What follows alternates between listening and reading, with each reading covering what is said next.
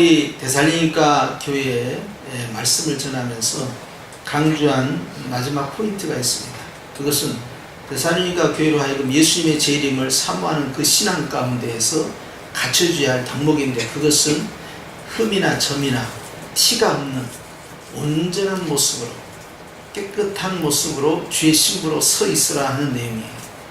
사실 우리가 귀한 보석을 가져왔을 때, 귀한 보석이 가령 다이아든 또는 기금속이든 또는 진주든 어떤 보석이라도 그 보석 가운데 기스가 난다면, 흠이 있다면 그것은 값어치가 형편없이 떨어집니다.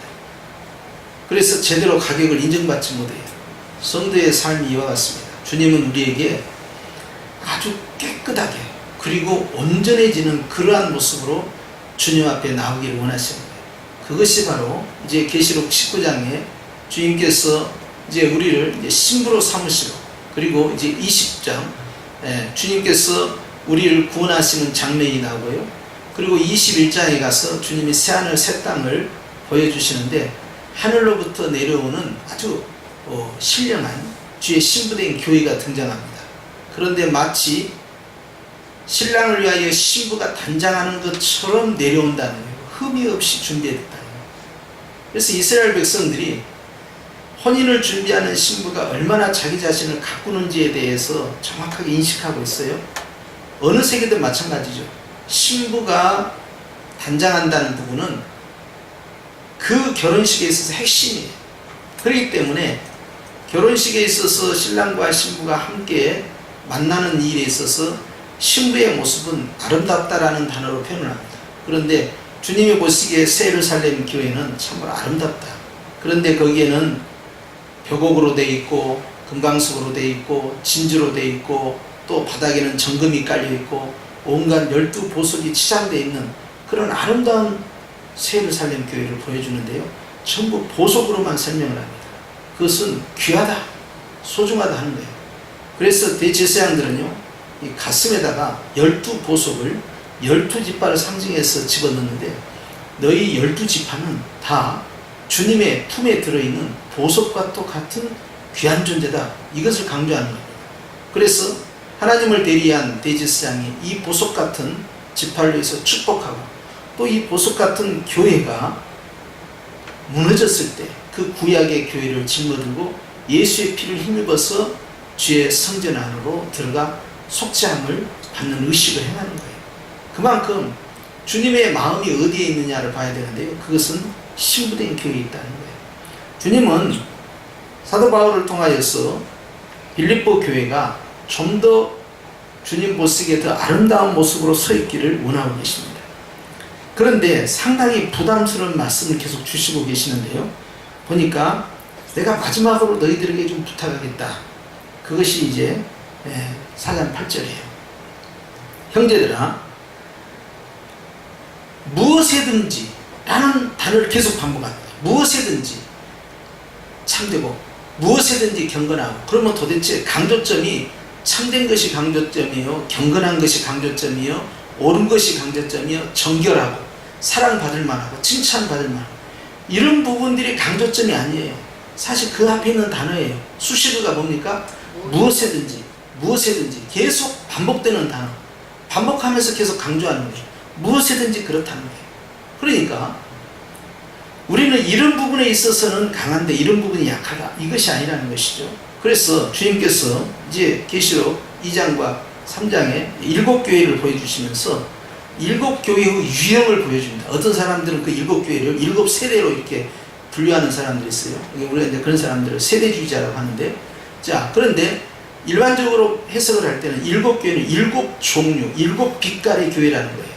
근데 7종류가 각각 다른 모양을 가지고 있는데요, 어떤 교회는 흠이 있고요, 어떤 교회는 흠이 없습니다. 이 흠이 없는 교회는 책망받을 것이 없는 거예요. 두 교회가 등장하죠. 서머나 교회 그리고 빌라델피아 교회. 7교회 가운데 2교회는 흠이 없습니다. 그런데 나머지 이 5교회는요, 문제가 발생해요. 그런데 이 5교회가 흠이 없는 교회에 비해서 교세가 약한 것도 아니고 열심히 약한 것도 아니에요. 나름대로 자기의 정체성을 가지고 하나님을 열심히 섬기는 교회들이에요.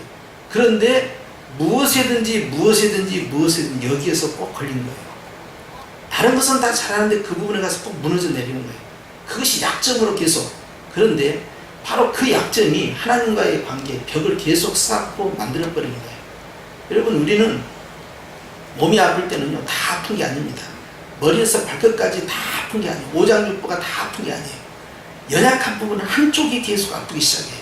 그리고 그 아픈 부위를 통해서 다른 부분이 정상임에도 불구하고 전체에 영향력을 끼치는 그러한 치명적인 공격을 하게 됩니다.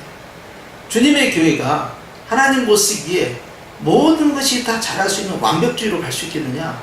주님은 계시록 21장을 통하여 주님의 교회는 완벽하다는 걸 계속하는 겁니다. 완벽해야 된다는 거예요. 심지어는 예수님께서요, 산상수훈을 통해서 하나님이 거룩하신 것처럼 너희가 거룩해야 된다. 심지어는 하나님이 온전하신 것처럼 너희가 온전해야 된다.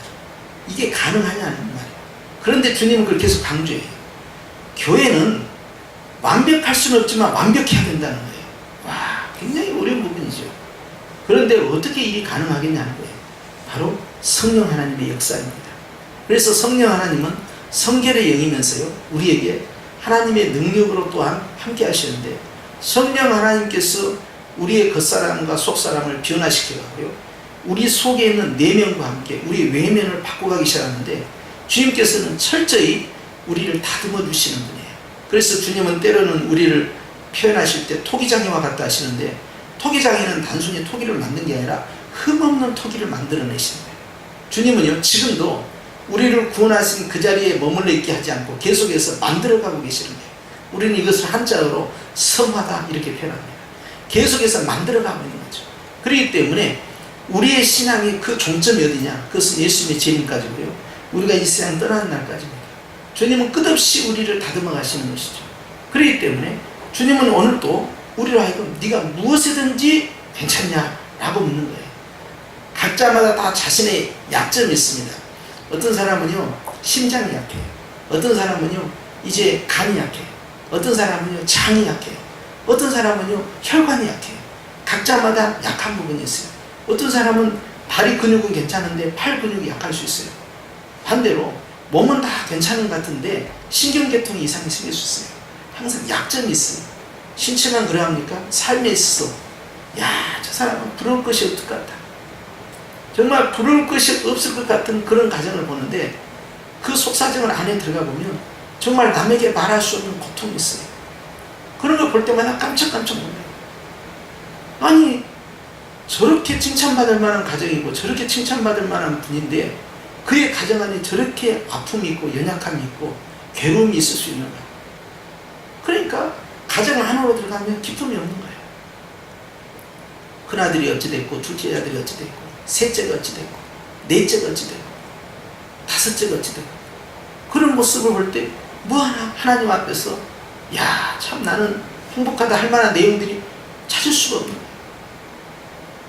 우리는 위대한 사람일수록 그 가정에 문제가 있다는 사실을 주목해야 됩니다. 상당한 문제가 있죠. 모세가 모세의 자녀를 어떻게 하나님께 드렸습니까? 실패자입니다. 여호수아는 그의 자녀를 어떻게 드렸습니까? 실패자입니다.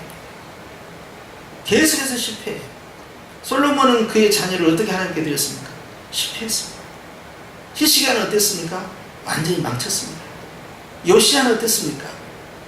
다윗 이후에 최고의 종교개혁자 요시야, 히스기야를 능가하는, 여호사밧을 능가하는 위대한 요시야. 요시야는 그 가정에 있어서 아무것도 주님께 드리지 못하고 떠났습니다. 그리고 이스라엘은 멸망하게 됐어요. 우리는요, 연약한 부분이 있다는 사실을 볼 때마다 야, 그러니까 사람이구나. 하나님이 다 주시지 않는다는 걸 아는 거예요. 모든 걸 다 주는 것 같지만 그렇지 않은 거예요. 어느 쪽이 괜찮으면 어느 쪽이 약하고, 어느 쪽이 또 약하면 어느 쪽이 좋게 해주셔요. 이 모든 것들이 함께 어우러져 가는 거죠. 그렇기 때문에 온전해진다는 것은 대단히 어려운 거예요. 어떻게 하나님처럼 온전해질 수 있고 하나님처럼 거룩해질 수 있고 무엇이든지 그렇게 할 수 있냐는 거예요. 이게 가능하냐는 거예요. 그런데 바울은 감옥에 갇혀 있으면서 빌립보 교회에 가능한 것을 계속해서 말씀하는 거예요. 이것은 우리가 도달해야 할 목표이면서 능히 갈 수 있다는 겁니다. 무엇입니까? 바로 성령 하나님께서 역사하기 때문에. 그래서 이제 바울은 디모데전서 4장 5절에 우리가 하나님의 말씀과 기도로 우리 자신이 깨끗해진다는 걸 강조합니다. 즉 하나님의 말씀과 기도는 우리를 더욱더 온전하게 세우는 기초석과 같은 중요한 역할을 한다는 것이죠. 그렇기 때문에 하나님의 말씀을 붙잡고 기도한다는 것, 그 자체는 우리에게서 중요한 영적 훈련이 됩니다. 이 훈련이 언제나 됩니까? 우리가 생각하기에 70이요 80이면 끝날 것 같지만 그렇지 않습니다. 아브라함은 그가 100세가 되었을 때 하나님 앞에서 시험을 받았습니다. 심지어는 그가 100세를 훨씬 넘어서서 적어도 110세에서 120세 이상 되는 그런 이삭의 청소년기에 하나님 앞에서 또한 시험을 받아야 했습니다. 그런 과정을 통하여서 계속 다듬어져 가는 거예요. 우리의 성화가 끝이 없다는 것입니다. 위대한 사람들일수록 하나님 앞에서 자기 자신이 얼마나 무력한가를 계속 깨닫게 되는 것이죠. 오늘도 주님은 우리에게 말씀합니다. 우리의 장점을 주님이 다 아시죠. 그러나 우리의 연약한 부분, 약점은 우리가 이 시간에 또한 하나님의 말씀을 통하여서 계속 채워 들어가야 할 부분이에요. 그래서 하나님 보시기에 정말 진실하고 하나님 보시기에 정말로 경건하고 하나님 보시기에 참으로 정의롭고 하나님 보시기에 정말 성결하느냐, 정말 모든 일에 있어서 네가 사랑받을 만하느냐 하는 것. 이 사랑이라는 것은요, 하나님과의 관계성이 우선입니다. 그리고 사랑과의 관계죠. 무엇을 칭찬받을 만하느냐, 또한 무슨 덕이 있든지 무슨 기름이 있든지 이것들을 생각해요. 엄청난 부담감으로 빌립보 교회에게 다가섰을 겁니다. 그러나 이 말씀을 듣는 사람들은 어떻게 살아야 되지? 표준이 생겼어요. 누구입니까? 바울입니다. 그렇기 때문에 바울은 9절 말씀에 시작, 너희는 내게 배우고 받고 듣고 본 바를 뭐하라? 행하라 그랬어요. 기준점이 생겼죠? 바울이 생긴 거예요. 바울이 자기 자신을 우상화시킨 게 아닙니다.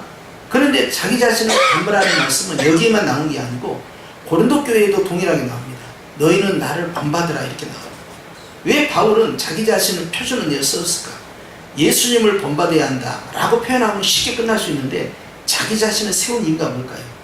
바울은 약점이 많은 사람이에요. 바울은요, 주님을 알지 못했던 시절에 교회를 핍박했던 사람이고, 그리고 스테반을 죽이는 일에 동참했던 사람이고요. 그리고 열심을 다해서 성도들을 잡아서 감옥에 집어넣었던 전과가 있는 사람입니다. 자신의 약점을 너무나 잘 알고 있습니다. 그리고 예수님의 직계 제자도 아닙니다. 그런데 그 바울이 하나님 보시기에 아름다운 사람으로 세워져 가는 모습을 성도들은 다 알고 있죠. 보라는 거예요. 연약한 사람이 어떻게 강해지고 하나님을 몰랐던 사람이 어떻게 해서 주님 앞에 신실한 종이 되었는가. 내가 바로 그런 예다.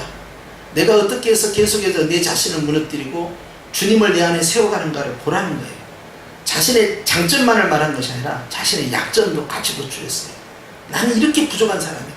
나는 성도 중에 지극히 작은 자, 나는 사도들 가운데서 가장 낮은 자, 그리고 죄인들 가운데 내가 괴수다. 내가 이렇게 부족하지만 주님이 나를 어떻게 들어 사용하고 있느냐 하면서 자기 자신을 샘플로 보이는 거예요. 우리가 말이죠, 어떤 사람이 인물도 좋고 스펙도 좋고 아주 최고의 학벌을 나오고 재산도 많고 그리고 주변 환경이 정말 부럽지 않을 만한 그런 환경에 있는 사람이 등장한다면요, 사람은요 너무나 멀리 느껴집니다. 우리가 역대 대통령 가운데 인기 있는 대통령들이요, 왜 국민들로부터 많은 이 칭찬을 받았느냐 하면은 멀리 있었던 청와대가요 아주 내 가까이 있는 옆집 아저씨 같은 느낌을 받았을 때 굉장히 좋아했어요. 물론 그걸로 끝까지 밀고 가면 안 되지만 아무튼 굉장한 인기를 얻었어요. 이런 부분들이요 가까이 있음으로써 이제 그 친밀성을 느끼는 것이죠. 바울은 자신의 연약함을 그대로 노출해 버렸어요. 그는 많은 사람들을 고치고 병든 자를 치유했지만요, 자기 자신의 질병은 고치지 못했습니다. 그래서 사람들 앞에서 그 연약함이 노출되니까 하나님 앞에 몇 번이고 기도를 합니다. 하나님, 이거 고쳐주셔야 합니다. 육체의 것입니다. 내가 능력의 종이라고 사람들에게 복음을 전하면서 치유를 하고 있는데 정작 내 자신을 치유 못하고 있으면 이거 어찌 됩니까?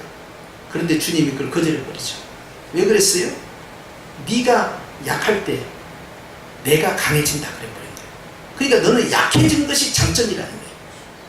너의 그 약점이 오히려 그게 강점이다 그러는 거예요. 그러니 세상에 이런 법이 어디 있냐 이거예요. 아니 약점은 약점이고 강점은 강점이지. 약점이 어떻게 강점이 될 수 있냐. 내가 약함으로써 나는 주님만을 의지할 수밖에 없고, 그럼으로써 주님께서 나에게 역사하시니 영광은 주님이 받으시는 거예요.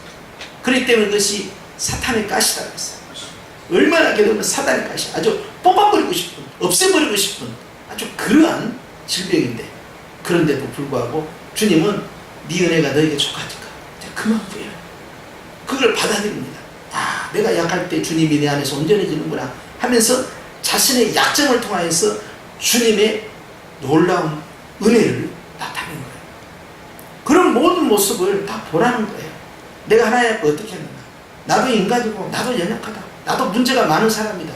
그럼에도 불구하고 하나님이 나를 어떻게 여기까지 썼느냐. 나 지금 로마 감옥에 갇혀있다. 힘이 없다. 나도 나이가 드니까 예전 같지 않다. 그러나 내가 너에게 부탁한다. 너희는 모든 일에 있어서 완벽을 추구해라. 그런데 나를 봐라. 내가 완벽하니? 완벽하지 않다. 그럼에도 불구하고 자기 자신을 모델로 내세운 거예요. 이렇게 완벽하지 않는 나를 주님이 완벽하게 들어 쓰신 것 봐라. 그게 뭡니까? 주님은 끊임없이 하나님의 뜻에 따라 바울을 주님의 복음의 도구로 쓰고 있었던 것이죠. 여러분, 우리는 모든 것이 다 갖추어졌기 때문에 완벽하다 하는 뜻이 아닙니다. 그것은 있을 수가 없어요. 어떤 사람이든 다 약점이 있고요, 컴플렉스가 있어요. 여러분, 아무리 아름다운 미스 코리아에 가서 당신은 완벽합니까? 당신은 당신의 몸에 대해서 아무 불만이 없습니까? 라고 물었을 때, 예, 저는 제 자신에 아주 만족합니다. 이럴 사람이 과연 있을까요? 저는 없다고 봅니다. 항상 상대적이에요. 한국에서는 그렇지만 세계 미인대에 간다면 세계 미인대에서 아유 나는 만족하다고 그러겠어요? 쟤네들 보통 평균 나보다 한 15cm 이상 키가 크다고 말이에요. 나도 조금만 더 키 컸으면 좋겠는데, 그런 마음 가질 수도 있고요. 코가 또 어떻게 쓰면 더 좋겠는데 나는 그것이 좀 그렇다고 자기 나름대로의 부족함을 느껴요. 쟤들은 영어를 잘하는데 나는 영어가 안 된다고 이렇게 할 수도 있고요. 쟤는 말을 잘하는데 나는 마이크 앞에만 쓰면 그냥 떨린다고 이렇게 할 수도 있고요. 자기 약점이 다 있다 이 말이에요. 컴플렉스가 없는 사람이 이 세상에 없어요. 정신과에서 치료받지 않는 이상은 다 컴플렉스가 있어요. 그렇기 때문에 하나님 앞에서 우리가 온전해질 수 있다는 것은 불가능한 거예요. 그럼에도 불구하고 오늘 바울은 자기 자신이 하나님 앞에서 이렇게 쓰임받는 걸 봤을 때, 이런 연약한 자를 들어 쓰시는 하나님, 그리고 이 연약한 가운데서 주님만을 의지하는 나의 이 모습, 너희가 이것을 주목해라 하며 자기 자신을 드러내는 거예요. 이것이 바로 바울이 이 빌립보 교회에게 제시하는 말씀이에요. 사랑하는 성도 여러분, 오늘 우리는 또 여기 이 8절 마지막 하반절에 있는 것처럼 이것들을 생각하라 그랬어요. 자, 오늘은 우리의 부족함을 한번 생각해 보자는 거예요. 나는 무엇이 부족했을까? 나는 무엇이 문제일까? 나는 무엇이 연약할까? 우리 가정은 무엇이 문제일까? 내 자녀는 무엇이 문제일까? 나의 삶은 무엇이 문제일까? 나의 생활은 무엇이 문제일까? 나의 성격, 나의 사랑하는 모든 모습, 이런 것 속에서 나의 약점이 뭔가, 나의 컴플렉스가 뭐냐 이 말이에요. 그런 분을 생각해 보라는 거예요. 근데 거기서 끝나면 안 돼요. 그런데 하나님이 나를 어떻게 들어 쓰시겠느냐, 하나님이 나를 어떻게 돌봐주시냐, 하나님이 나를 어떻게 감싸주시겠느냐, 그걸 생각하면서 나는 어떻게 해야 됩니까? 그 주님을 의지하면서 내가 채울 수 없는 그 영역을 주님으로 채워져 가는 거예요. 이것이 중요합니다. 내가 아무리 노력해도 그건 채울 수 없어요. 내가 노력해서 될 수 없는 영역이 반드시 있습니다. 노력하지 말라는 건 아니지만 노력해서 안 되는 영역이 있어요. 그 영역 때문에 극심한 스트레스를 받고요, 대인기피가 일어날 필요가 없다는 거예요. 하나님 앞에서 내가 채울 수 없는 그 영역은요, 내 영역이 아니고 이제 주님이 채우는 거예요. 그런데 주님은요, 우리의 약점을 들어서서요, 주님이 더 놀랍게 일하신다는 사실, 이것이 얼마나 대단한 일입니까? 그러니까 이런 말씀이 있잖아요. 로마서에 죄가 많은 곳에 뭐가 많다고 그래요? 은혜가 많다는 거예요. 연약하면 연약할수록 주님이 강하게 역사한다는 거예요. 그건 죄를 지으라는 것이 아니에요. 죄가 있음에도 불구하고, 죄가 많음에도 불구하고, 죄가 깊음에도 불구하고 하나님의 은혜는 이 모든 것을 다 넘쳐 흐르게 하신다는 거죠. 그렇기 때문에 오늘 주님께서는 우리가 주님 앞에 나와서 기도할 때 우리 마음에 여러 가지 연약함을 이제 고백해야 될 거 아니에요. 마음이 상했습니다. 물질이 부족합니다. 건강이 좋지 않습니다. 가족들의 문제가 있습니다. 주님, 빨리 주님께서 개입하실 기도의 제목들이 있습니다. 우리가 꿈꾸는 비전이 있습니다. 또한 우리 사회 공동체, 나라와 민족, 그리고 남북 간의 문제, 외교의 문제, 경제의 문제, 안보의 문제, 주님, 이 모든 것을 주님께서 도와주시기 원합니다. 여러 가지 기도 제목이 있을 거 아니에요. 그게 다 우리의 연약함이거든요. 무엇이든지 온전할 수가 없는 거예요. 그럼에도 불구하고 주님은 이제 그러한 고백 속에서 주님이 채워가기 시작합니다. 완벽하게 못했던 바울, 그러나 완벽하게 들어서시는 하나님이에요. 오늘 그 하나님이 우리를 또 부르신 거죠. 우리는 주님 앞에서 늘 연약함을 알고 있어요. 그러나 그것이요, 우리가 주님을 기피할 내용이 아니고 하나님이 우리를 어떻게 들어서신가를 기대하셔야 됩니다. 오히려 내가 그 약점이 있기 때문에 하나님이 나를 더 강하게 붙잡고 더 귀하게 쓰고 있는 영적 보석이라는 사실을 기억하셔야 돼요. 내 삶 가운데, 보석 같은 내 인생 가운데 기스가 난다면 하나님은 절대 방치하지 않습니다. 더 새로운 연마 기술을 통해서요, 주님은 그것을 놀랍게 취하시는데요, 상처나기 전보다 훨씬 예쁘게 만들어버려요. 그러면 사람들에게 깜짝 놀래요. 이야, 어쩌면 더 아름다워질 수가 있었을까? 라고 고백하게 만듭니다.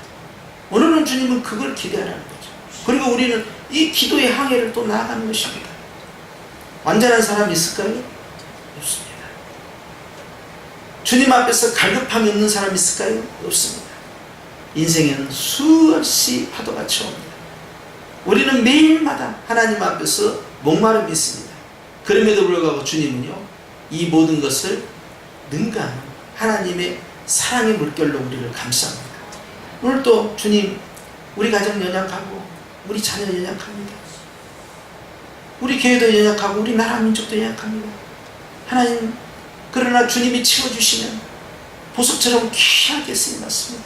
주님, 주님이 더 온전하게 만들어 주시옵소서. 더 강하게 만들어 주시고 하나님 못쓰게 참으로 사랑하는 하나님, 칭찬받을 만하며 하나님으로 인하여서 내가 주님 앞에서 더 강건해지는 모습으로 서 있기를 원합니다. 얼마든지 고백할 수 있는 거예요. 그렇기 때문에 내가 주님 앞에서 내 약함을 노출하는 것은 부끄러운 일이 아닙니다. 이것은 아름다운 모습들이에요. 오늘 주님 앞에 우리 속에 기쁜 것, 누구에게도 말할 수 없는 나의 아픔, 누구에게 말할 수 없는 나의 이 과거의 상처들, 또 나만이 가지고 있는 어떤 열등감이 있잖아요. 그 부족함, 컴플렉스 있어요. 그것을 주님 앞에 노출하는 거예요. 사실 주님, 저는 이런 부분들이 정말 괴롭고 힘듭니다. 그런 부분들을 주님 앞에 고백하면 고백할수록 주님은 나를 계속 만들어주고 아름답게 채워주간다. 할렐루야. 그렇기 때문에 여러분, 오늘도 주님 앞에 이런 깊은 주님의 사랑의 손길을 체험할 수 있기를 축원합니다. 아멘. 주님이 우리와 함께 하실 거예요. 그래서 9절 마지막 절 하반절 시작. 그리하면 평강의 하나님이 너희와 함께 계시리라. 할렐루야. 오늘 또 주님의 이 평강이 저와 여러분에게 함께 임하기를 주님으로 축원합니다. 이 밤에 이런 주님의 은혜를 체험하면서 주님 앞에 마음껏 기도의 항해를 나갈 수 있기를 축원합니다. 기도하십시다.